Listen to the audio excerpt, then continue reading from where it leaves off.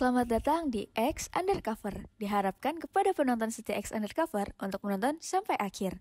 Karena akan ada banyak sekali ilmu-ilmu baru yang akan diberikan oleh Dr. Jaya di setiap segmen di video ini. Jangan lupa like, comment, subscribe, dan share untuk mensupport Dr. Jaya dan tim. Selamat menonton! Cerita detektif gimana, Dok? Jadi gini, saya tuh waktu dari dulu tuh senang cerita detektif, terutama Sherlock Holmes. Nah, saya tuh senang gitu karena kenapa? Kalau menurut saya kok pinter banget gitu loh. Kalau dokter itu kan dia mesti tanya-tanya, baru kita bisa diagnosis kan. Iya. Kalau dokter forensik itu kita nggak nanya, orang udah mati terus dia bisa tahu ceritanya seperti apa gitu loh. Nah, dari ilmu. Jadi waktu itu saya memang tertarik untuk itu, jadi saya masuk ke forensik. Nah, pada waktu itu saya lamar jadi staf pengajar. Saya lamar dosen di FKUI dan kan sebagai dosen pegawai negeri, saya sekolahnya kan kagak bayar, dibayar sama pemerintah. Iya. S2. Jadi saya masuk belajar forensik. Nah, waktu jadi waktu S1 saya dapat beasiswa, waktu S2 saya belajar di forensik. Nah, waktu belajar forensik itu ada satu yang mendorong saya kenapa saya mau masuk forensik. Pada waktu itu ya, baru saya tingkat 5 kedokteran, kan dokteran 6 tahun. Waktu 35 saya baca satu artikel yang ditulis oleh seorang profesor Alex Jeffrey namanya. Nah, profesor itu yang menemukan bahwa dari sekian banyak DNA manusia ada bagian DNA yang tidak sama satu orang dengan yang lain. Seperti sidik jari. Sehingga waktu itu dia menamakannya DNA fingerprint, sidik jari DNA. Jadi kalau misalnya ada orang diperkosa, dia ninggalin jejak berupa DNA pada tubuh korban. Jadi bisa ditunjuk, kamu pelakunya, kamu bukan gitu. Nah, kebayang nggak? Wah, saya bilang, ini keren banget gitu loh. Karena nggak ada orang yang belajar itu. Jadi pada waktu saya lulus, saya udah bilang, saya mau jadi ahli DNA forensik yang pertama. Satu-satunya dari Indonesia. Itu tahun 85 loh. 86 saya selesai, makanya saya masuk forensik. Kenapa? Ya itu memang jalurnya, masuk forensik supaya nanti jadi ahli DNA forensik gitu. Nah, waktu masuk forensik pada saat... Gimana tuh, Dok, sekolahnya?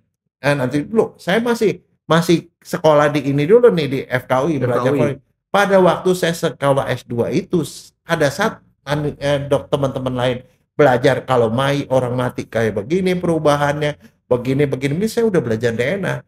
Baca aja Frankie. Terus udah gitu, kayak Frankie tahu ya, DNA itu kan kita cuma belajar waktu SMA kelas 3 kan? Iya. Iya. Saya baca DNA, nggak ngerti Frankie. Nggak ngerti, tapi saya baca, sampai sekali waktu saya temuin satu artikel yang bilang, wah ternyata DNA gitu. Jadi baru O-nya itu pada waktu usut pak baca DNA saat itu cuma sebatas tahu singkatan dari apa? Deoksiribosonukleik acid. Iya, betul. Cuman itu doang, nggak tahu lebih. Nah, waktu saya S2 itu, pada saat orang lain masih ngomong ini orang mayat, perubahannya begini-begini, saya udah ngomong DNA. Waktu saya ujian, saya presentasi, dosen-dosen juga, oh gitu ya, gitulah. Jadi mereka masih belum tahu. Dosen-dosen kagum karena mereka belum baca. Dr. Jaya. Iya. Nah, habis begitu karena saya sudah gitu-gitu, ada cerita nih Frankie. Di bagian akhir tuh kenapa saya bisa ke Jepang. Sebagai dosen di FKUI, kan kita dapat banyak tawaran beasiswa. Keuntungan dosen itu satu, bisa sekolah ke luar negeri. Tawaran kan semua dikirim ke universitas negeri kan. Ada satu tawaran sekolah ke Jepang untuk penelitian. Syaratnya bikin proposal. Nanti mereka akan menilai. Nah, saya bikin proposal DNA karena kan saya udah fokus mau belajar DNA di sana DNA. Saya bikin proposal gini Frankie. Saya mau tahu kalau DNA itu kan kalau orang diperkosa segala macam kan DNA itu bisa ada di baju kan. Kalau di baju, ini bajunya ini harus ditaruh di dalam kulkas apa di temperatur kamar. Kan bisa aja habis lagi itu cuma dibuang. Jadi di kamar masih bisa ada DNA-nya enggak? Itu doang Frankie. Jadi pada waktu itu saya ngumpulin sperma kan, saya ngajar mahasiswa dapat sperma kan, saya taruhin tuh ada berapa sperma, terus saya masukin sebagian separuh saya masuk di temperatur kamar biasa, sebagian saya masukin kulkas. Saya bikin proposalnya udah diperiksa DNA untuk pada kasus itu 1 bulan, 2 bulan, 3 bulan sampai 15 bulan, Frank. Ya. Saya bikin proposal. Nah, waktu bagian metodologi kan saya kagak ngerti DNA cek. Terus terang pada waktu itu saya tidak tahu DNA bentuknya kayak apa. Tapi kan metodenya kan ada di dalam literatur. Saya temblokin aja di situ kan. Tapi saya udah ngerti, ilmunya ngerti, tapi nggak pernah praktek. Masukin. Nah, ternyata kemudian untuk menerima itu ada 6 profesor Jepang datang. ke FKUI. Menguji, yang masukin proposal banyak tuh. Saya yang paling muda, Frankie. Waktu itu saya masih sedang belajar S2, belum S3. Itu tahun 88. Mereka nguji 6 profesor. Saya paling akhir. Yang ngedaftar itu untuk sekolah ke Jepang itu banyak profesor, dokter-dokter yang udah tua-tua lah, udah senior-senior. Saya paling muda. Kan saya masih S2, belum selesai S2-nya.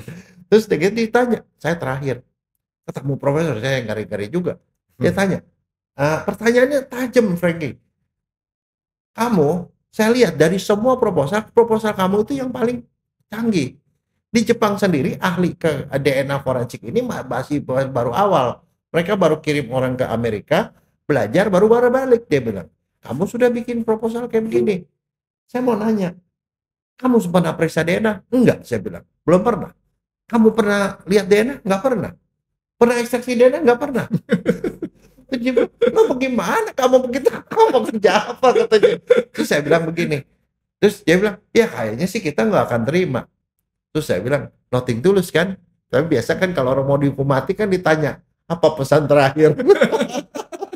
Tahu nggak pesan terakhirnya apa? Saya bilang, udah, gue udah nggak bakal diterima kan? Dia bilang, mau periksa apa? Kamu nggak pernah periksa, nggak pernah ditanya lab DNA ada nggak? Nggak ada. Boro-boro ada. Tahun 88. Kan itu baru ketemu tahun 85. Jadi 3 tahun setelah DNA ditemukan. Akhirnya saya bilang gini, apa yang kamu mau ini? Apa kesan kamu gini? Saya bilang begini Pak, ini Indonesia Pak, jangan bandingkan dengan negara lain. Oke, Bapak tahu nggak di Jepang itu penduduknya berapa? 100 juta kata dia. Bapak tahu 100 juta pada waktu itu? Banyak ya? Banyak. Saya bilang, Bapak tahu Indonesia 200 juta. Iya, terus di Jepang sukunya ada berapa? Saya bilang, ada 2, suku Jepang modern sama Ainu. Indonesia Bapak tahu 700 sukunya. Dia kaget. Terus apa hubungannya? Baru apa hubungannya dok? Lah itu namanya diplomasi kan. Bukan. Dan Bapak tahu di Jepang orang educated berapa banyak? Wah banyak katanya. Hampir semua. Bahkan ibu rumah tangga kebanyakan S1, Frankie. Saya bilang, Bapak tahu di Indonesia orang pintar itu cuma 2%. Saya tahu itu 2% kan, yang sekolah itu cuma 2%, Frankie, dari penduduk kita kan, yang ke perguruan tinggi. Dan Bapak tahu nggak, 2% itu sedikit sekali. Makanya kita nggak maju. Terus kenapa Bapak? Tahu nggak kenapa cuma 2% dan Jepang maju? Kenapa? Karena kita 350 tahun dijajah Belanda. Dan 3,5 tahun dijajah Jepang. Dia kaget. Ya kan saya ngomong sejarah kan. Dia kaget. Dan Bapak tahu kita jadi bodoh karena dijajah terlalu lama, saya bilang. Dan paling sengsara waktu zaman Jepang, saya bilang. Nah itu tamparan buat mereka. Sekarang ini Pak Profesor, saya cuma mau tanya, tujuan Anda datang ke sini untuk apa? Mau bantu Indonesia atau mau apa? Kalau mau bantu Indonesia, Bapak harus memberikan beasiswa pada saya. Kenapa? Saya bilang, karena saya ini cuma bagian dari 2% itu. Dan saya punya faktor multiplikasi. Saya masih muda. Saya akan ngajar panjang. Saya dosen. Saya akan ngajar panjang. Bayangin Pak, 1 tahun saya ngajar 200 orang. Saya bisa pensiun tahun 65 tahun. Sekian puluh tahun saya ngajar berapa ribu orang. Kalau seorang dosen ngajar, saya mesti ngajar yang terbaru. Saya ngajar DNA. Bagaimana saya ngajar DNA kalau saya nggak pernah lihat DNA, nggak pernah memeriksa DNA? Kalau saya memeriksa DNA di Indonesia nggak mungkin, karena kita tidak punya lab, tidak punya apa-apa. Satu-satu cara saya belajar DNA, kalau Bapak terima saya belajar di Jepang. Supaya saya pintar, saya bisa pularkan pada murid saya. Tapi kalau Bapak memang tujuannya bukan untuk membuat pintar orang Indonesia, wassalam. Terima kasih, keluar. Saya udah bilang. Nothing tulus ya dok ya? Nothing tulus. Ternyata saya yang diterima. Mungkin nih abis itu dia nggak sakit perut tuh dok. Dia ngomongin gitu sama dokter, jadi sakit perut. Nih yang bikin sakit perut apa nih? Gitu. Dan orang pada kaget saya diterima. Nah waktu ke Jepang, nah ini ceritanya nih, orang-orang miskin tiba-tiba dapat beasiswa. Norak, Frankie. Kan dia bilang suruh pilih waktunya. Saya pilih apa ya? Yang nggak ada di sini apa, Frankie? Salju. Ya. Salju. Wah udah gitu gue bilang mau hari bulan November aja, mau November. Maksudnya saya spend kerja salju. Dan saya pikir ini the first dan the last time saya keluar negeri. Barangkali pikiran, karena kata boro-boro keluar negeri. Kalau keliling Indonesia aja nggak pernah. Saya pergi ke sana. Wah di sana baru tahu saya. Tinggal di sana, kan saya dikasih apartemen ya. Tinggal di apartemen. Saya udah siap-siap tuh dengan baju dingin. Baju dingin ternyata sampai di sana dinginnya tuh bisa 5 derajat. Kadang-kadang Iya, turun salju. Itu baju dingin nembus, Frankie. Kita pakai training gitu nembus. Saya pakai long john. pakai long john, pakai tembus. Di sana baru dikasih tahu. Nih mesti pakai yang ini. Tipis long johnnya, Mm-mm. tapi anget. Ya kalau kita sih yang apa namanya kita apa heat resistant atau apa ya kan? Ya Ya, sekarang kan. Ya ada yang gitu, kayak gitu. Tapi di sana tuh ajaib, Frankie. Terus terang di Jepang. Kenapa? Saya tadinya kan sebagai dokter kan siapin. Saya sebagai dokter ya, calon dokter kan saya nggak mau di sana sakit kan. Saya mau obat macam-macam. Saya pincang di sana, Frankie. Pincang. Sakit kedinginan. tumitnya. Saya udah makan obat-obat anti rematik, kagak mempan. Saya pincang jalan ke kampus. Saya ketemu sama profesornya. Prof, sakit. Saya udah makan gitu. Profesornya dia bingung. Terus dia gitu, udah gampang dok. Itu Atmaja. Dia kasih apa, Frankie? Pasti kamu kaget. Bukan kasih obat. Kasih koyo, Frankie. Dikasih koyo. Koyonya gede gini. Ditempel. Kamu tempelin aja di tumit kamu. Ditempelin koyonya tuh bukan anget. Kita tahu koyo tuh anget ya. Mm-mm. Koyonya dingin kayak es. Cus. Tuh. Tapi habis begitu rasa itu hilang. Jadi, nah itu sini. Belajar di sana. Belajar pertama sampai di sana. Saya bukan orang lab. Sorry Frankie, barangkali kalau kamu sih mungkin lab ya dari MIPA ya. Nggak juga, saya matematik Oh, dok. matematik ya. Lab matematik. Saya tuh hindarin yang namanya lab dari dulu dok. Nah, saya tuh nggak pernah masuk lab, Frankie. Jadi pertama kali yang diajarin apa? Ini lab katanya. Sekarang yang diajarin. Kamu bisa tahu caranya cuci tabung? Enggak. Diajarin cuci tabung, ngerendam tabung. Jadi benar-benar gitu diajarin. Ini bikin larutan 1N. Caranya begini. Benar-benar saya tuh benar-benar kerjain yang benar-benar basic banget. Jadi coba cara bersihin apa sih. Tapi dari situlah saya belajar bahwa yang namanya kerjaan lab itu ya ternyata asik juga gitu loh. Nah, cuman masalahnya gini, Frank. Ini kan saya dapat beasiswa. Beasiswanya lumayan gede. Tapi saya kan harus tinggal. Nah, di tinggal itu saya ada 2 barang yang saya mesti bayar, Frank. Apa? Satu, kalau saya pakai listrik, saya bayar. Nyemplungin gitu listrik. Ya itu jadi ada meter. Terus kemudian saya harus bayar bulanan. Kalau saya masak, saya ceklik gas keluar. Setelah habis saya masukin duit gitu. Nah, setiap begitu pulang kan kerja pagi sampai sore kan. Pulang ke kamar, saya gitu. Tahu nggak, Frank? Itu kan ada putaran tuh listrik. Putarannya tuh begitu saya masuk, saya masukin heater kan. Nah, itu heaternya begini. Lah, gue bilang duit gue bisa habis. Akhirnya bagaimana caranya? Di situ, Frankie. Nah, itu blessing in this, guys. Saya ngomong sama profesor. Waktu itu kan di Jepang tuh Senin sampai Jumat. Saya kerjanya sampai jam 8. Saya manjang-manjangin supaya nggak pulang cepet lebih awal. Supaya dapat anget di kampus.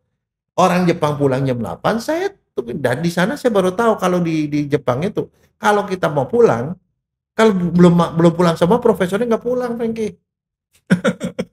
Saya tunggu gitu, jam 9 aja profesornya. Orang gila lebih dari orang Jepang. Dia pikir rajin, Frankie. Padahal saya mau nyari anget. Udah gitu Sabtu Minggu kan libur. Sabtu Minggu saya biasanya kelayapan pergi ke mall kan. Tapi dari mall mendingan saya ngomong profesor, Prof, saya bisa nggak kerja hari Sabtu dan Minggu? Kenapa? Kerjaan saya banyak, saya bilang. Sebenarnya saya mau nyari anget, Frankie. Nyari hemat. Saya kerja, dia bilang, tapi kan kamu nggak ngerti bahasa kanji. Kanjinya kan kanji susah. Saya belajar sedikit-sedikit belajar Jepang. Kanji susah. Itu kan listrik harus dinyalain segala macam. Akhirnya terpaksa dia suruh pegawai itu nemenin saya kerja di Sabtu dan Minggu. Tapi belakangan saya baru tahu di dalam kultur Jepang mereka lebih menghargai orang rajin daripada orang pintar, Frankie. Menurut mereka kalau orang pintar nggak rajin nggak jadi apa-apa. Tapi orang nggak usah terlalu pintar, tapi kalau dia rajin bisa jadi gitu loh. Nah itu rupanya membekas di profesornya. Sehingga saya kerja seperti itu, akhirnya saya sempat waktu itu di Kobe kan, di Kobe yang dokter ahli DNA itu ada di Shiga. Saya dikirim ke Shiga belajar sama dia, kemudian di Kobe saya belajar. Di Shiga saya belajar darah, kemudian saya kerjain sperma sendiri. Jadi saya kerjain dari situ saya bisa publikasi. Nah, jadi saya jadi orang pertama yang belajar DNA. Saya balik ke Indonesia, saya selesaikan S2 saya. Jadi waktu saya sekolah ke sana tuh belum S2. Tapi saya udah ngomong sama profesornya, Prof, one day I will be back here as a PhD candidate. Saya bilang. Ini termasuk langka, Dok. Biasanya kalau udah disekolahin ke sana, apalagi orang tahu penghasilan di luar negeri lebih banyak daripada di Indonesia, nggak mau pulang tuh, Dok. Nah, Dokter masih pulang ya. Tapi memang gini, Frankie. Di sana tuh kita dikasih gajinya gede loh. Iya. Frankie tahu nggak? Saya dikasih 400.000 US dollar, 400.000 yen. Waktu itu rata-rata orang Jepang itu cuma gajinya 200.000. Profesor aja 600.000. Saya dikasih segitu gede. Tapi uang itu kan harus saya hemat. Nah, jadi begitu. Jadi artinya selama di Jepang. Nah, di Jepang saya juga nyari duit, Frankie. Nyari duitnya gimana? Orang Jepang itu saya pikiran satu, saya mau ngambil S3, saya harus bikin lab sendiri. Karena waktu saya belajar DNA, teman sejawat saya di kantor, dia ngatawain saya, Frankie. Lu ngapain belajar DNA? DNA itu seperti hot potato, Frankie. Hot potato tahu ya? Kentang hangat. Kalau kita pegang panas, dimakan juga biasa-biasa aja gitu, nggak enak-enak banget, tapi sengsara gitu megangnya. Dia bilang, jadi kalau di kedokteran, belajar DNA orang nggak mau, Frankie. Karena kenapa? Itu bagian paling sulit dipelajari, dan orang bilang gini, teman saya itu ngomong gini, senior saya, lu ngapain belajar DNA? Lu jadi ahli DNA bisa di luar negeri, lu balik sini lu nggak bisa kerja karena nggak ada alat. Saya bilang, kenapa nggak ada alat? Ya nggak ada lab. Saya bilang begini, kalau nggak ada lab, kenapa kita nggak bikin lab? Itu dia nggak bisa jawab. Oke, bikin lab, lu bikin pemeriksaan DNA. Orang Indonesia nggak bakal periksa DNA karena mahal. Terus saya bilang, mahal. Kalau menurut saya orang Indonesia ke orang kaya. Saya bilang, kenapa begitu? Pergi aja ke Singapura, siapa yang belanja gila-gilaan? Segala macam dibeli. Saya bilang orang yang naik haji, yang belanjanya paling banyak orang Indonesia. Orang Indonesia itu paling kaya di dunia, tapi yang paling miskin juga banyak. Jadi artinya, saya bilang selalu ada pasar. Kalau kita ke luar negeri, zaman-zaman itu, Dok, pergi ke Singapura, begitu kita pulang dari Indonesia, wah kaya. Iya. Dan orang belanjanya panik loh di Singapura tuh, beli ocot apa aja dibeli kan. Ini ada jokes yang garing buat dokter nih. Kalau dokter ke Indonesia, dokter dapat gajinya tuh 6 miliar yen. Percaya nggak, Dok? Apa tuh? Yen ono duit nih. Tapi istri saya pinter, Frankie. Pinternya di mana? Kan saya sekolah di sana, waktu S3 juga. Istri saya datang dia, nggak usah, saya nggak usah ikut. Kenapa? Kasih mentanya aja kan. jadi saya kasih mentanya ke sini. Udah begitu dia lebih pintar lagi. Tahu nggak saya dikasih apa, Frankie, supaya saya bisa hemat? Nah, Frankie tahu ya, kalau di Jepang itu makan mie, mie biasa gitu loh, kayak mie itu 150.000 rupiah kira-kira sekali makan. Istri saya ngirimin saya, bawain saya apa? Indomie cuma 2.000 di sini. Sampai teman saya lo hobi banget Indomie. Ini pesen istri gua mesti makan Indomie. Hobi banget. Tapi maksudnya gitu loh. Jadi makanya pada waktu zaman saya dulu, orang sekolah di Jepang itu gak mau pulang, Frankie. Kalau sekolah kayak Amerika, kayak Inggris segala macam gitu ya, itu dikasih beasiswa cuma cukup untuk hidup. Kalau di Jepang tuh bisa banyak sekali, Frankie. Dan kalau kita mau hemat, ya bisa seperti itu. Nah, di Jepang saya tuh punya pengalaman macam, Frankie. Saya jualan juga. Saya jualan di sana, pernah jualan apa? Jualan gado-gado, Frankie. Saya itu saya nggak bisa masak loh sebenarnya. Cuman saya suka nonton. Nah, Frankie tahu di tempat kos saya, kalau saya masuk di kamar saya, kan saya masih nyalain listrik saya kan, saya harus bayar. Jadi saya suka bertamu. Nah, kalau bertamu atau nongkrong di dapur. Di dapur tuh anget. Orang-orang pada masak di dapur. Masak, saya liatin. Orang ini masak begini-begini. Lama-lama saya jadi tahu cara masak. Satu. Jadi gitu. Jadi akhirnya saya bisa masak. Kemudian saya suka bertamu kan, ketemu teman-teman saya banyak orang Korea. Ya dulu mereka suka ngumpul sama Korea. Masuk ke kamarnya. Oh, dia ngopi segala macam, saya diundang makan. Di situ ngopi apa segala macam. Jadi di situ saya dapat anget dan saya hemat jadi. Hemat listrik. Jadi saya tuh banyak sosialisasi di sana. Nah, itu hemat. Nah, terus udah gitu apa? Di sana tuh kadang-kadang kita bikin seperti kayak basar apa segala macam, saya jualan. jualan itu gado-gado. Gado-gado Scientology itu saya bisa jualnya berapa? Mahal, lumayan. Dokter gelarnya mesti tambah satu lagi, Dok. Apa? SSE, Apa tuh? Sarjana Ekonomi.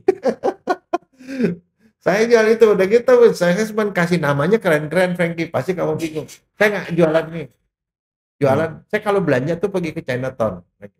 Di Chinatown saya beli karena semua barang Indonesia tuh ada di situ. Jadi saya cuma dari Indonesia bawanya bumbu kacang.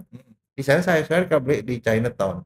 Jadi di situ ada kangkung segala macam. Jadi saya bikin cuma satu makan gitu itu bisa dijual 100.000, 50.000 gitu. Saya jualan itu. Saya jualan pisang goreng. Gua bilang, what is this? Banana tempura. Wow, banana tempura. Orang Jepang nggak dia, banana nggak pernah dibikin tempura. Pisang saya spesifik dijual ke sana. Ini nama bagus, Dok. Banana tempura. Dia bikin begini cuma satu biji itu sekali suap, Frankie, saya bisa jual 100 yen loh. 100 yen itu pada waktu itu sekitar 15.000. Mereka sekali capok tapi enak katanya, karena mereka tidak pernah makan yang kayak gitu. Saya jual itu apa, kerupuk ikan, kerupuk udang. What is this? This is saya bilang squid shrimp gitu, kayak gitu whatever lah. Jadi maksudnya saya tuh gitu bilang. Satu lagi, Frankie, yang barangkali ya kamu pikir ya, orang Jepang itu rumahnya kecil-kecil, labnya kecil. Mereka tuh selalu update, beli barang, beli apa segala macam. Itu kalau ada barang baru yang lama dibuang. Nah, di setiap apartemen atau di fakultas itu ada tempat sampah. Jadi alat yang masih bagusnya bisa taruh tempat sampah, Frankie. Ditaruh dibuang situ. Tapi kan saya tahu itu masih bagus. Saya jadi hobinya apa? Lari pagi, Frankie. Lari pagi, bawa tas. Lari pagi, ada gini. Ini masih bagus. Saya bawa ke Indonesia, Frankie. Jadi pada waktu pertama saya bikin lab DNA, saya kan bikin lab. Itu barang-barang itu yang saya dapetin dari lungsuran barang-barang yang nggak kepake di sini. Ya karena kenapa, kalau beli itu mahal, Frankie. Tapi kayak saya beli gitu. Dan profesor saya bilang, saya begini-gini. Waktu S3 saya kan, saya bolak-balik itu, saya bilang gini-gini, saya beli chemical, beberapa chemical. Tapi kalau alat-alat besar-besar itu saya ambil dari begituan. Jadi akhirnya ceritanya waktu saya S3 itu kan dibiayai oleh Jepang. Semua saya waktu S3 itu saya bikin lab. Sampai begitu selesai, lab DNA selesai. Di Jakarta loh? Di Jakarta, di FKUI. Jadi lab selesai, begitu jadi itu, saya udah bisa periksa DNA 1 tahun kemudian. 95 saya selesai, 96 saya sudah punya lab DNA, sudah melakukan pelayanan. Dan ternyata orang yang periksa DNA itu dari mana-mana tuh datang. Karena kenapa? Ternyata mereka waktu saya sekolah itu sudah ada kasus DNA, tapi mereka itunya periksanya di Singapura, di Australia, dan begitu tahu di Indonesia ada, mereka periksa. Dokter jangan salah, Dok. Kalau kita ke Singapura itu kan sekalian jalan-jalan, Dok. Oh iya, betul, ya kan? Betul. Kalau sama Dokter Jaya cuma dibawa ke RCM doang, Dok. Rugi lah. Iya. Udah belanjanya keluar duitnya juga sama mahal, nggak dapat jalan-jalannya gitu ya. Iya. Dok, ini sebentar, Dok. Saya ada mau bacain dulu nih, ada pertanyaan-pertanyaan, Dok ya. Iya, kita stop dulu, Dok. Oke, Dok. Ini pertanyaannya banyak banget, Dok. Akibatnya nih mau nggak mau kita udah kayak Kopingho nih, Dok. Dokter kan sukanya Sherlock Holmes. Kalau Sherlock Holmes 1 buku kelar. Kalau Kopingho nih bisa berbuku-buku. Jadi, Dok, ini bagusnya saya minta izin sama dokter besok dokter datang lagi, Dok ya. Oke. Karena kita mau bikin episode kedua ketiganya mengenai profil Dokter Jaya ini, dan mudah-mudahan ini bisa menjadi motivasi buat yang nonton. Karena bayangin, tadinya saya pikir dokter anak konglomerat gitu kan ya. Ternyata konglomeratnya beda singkatannya itu, Dok. Apa itu? Nggak enak diomongin, Dok. Jadi nanti kita bikin kelanjutannya, Dok. Oke. Yang ini kita cukupin dulu di sini sehingga nanti bisa, ya saya harapkan bisa lah anak-anak yang sekarang punya mimpi, bukan cuma sekedar punya mimpi, tapi bisa menjadikan kenyataan mimpi itu, Dok ya. Oke. Oke, Dok. Thank you, Dok. Oke, selamat siang.